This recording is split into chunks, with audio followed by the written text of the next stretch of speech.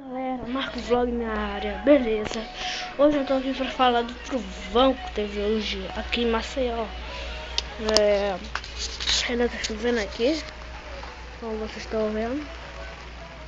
Tá chovendo aqui ainda.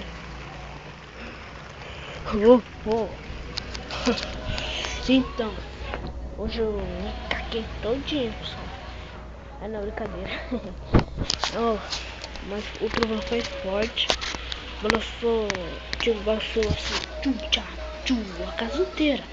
Teve que desligar tudo, desligar a lâmpada, desligar tudo, mas já acalmou um pouquinho. Já dá trovada tudo de novo.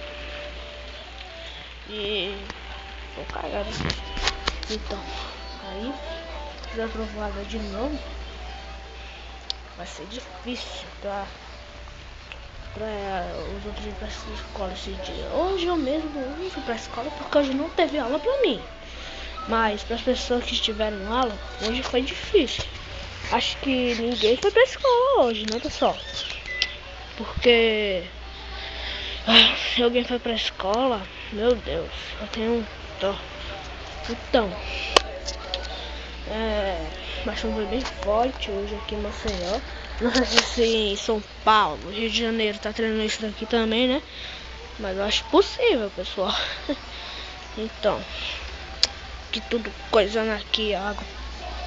Coisando aqui. Chinelo aqui. E eu tô do começo aqui pros meus vídeos. Quando eu estiver sozinho, completamente sozinho em casa, aí eu vou gravar muitos vídeos engraçados, né?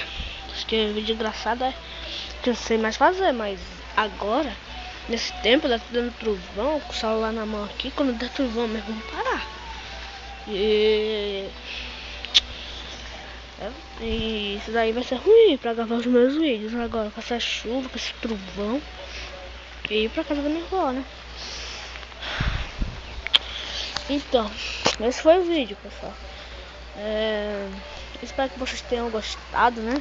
Essa chuva aí, vocês não gostaram, não, acho que não. Então, deixa o like aí, tá, pessoal? Se inscreva, dá uma forcinha, deixa um comentário, entendeu? Que é pra dar uma forcinha pro meu canal, né? Comecei agora a fazer vídeo. Mas tá chovendo aqui só. Ai.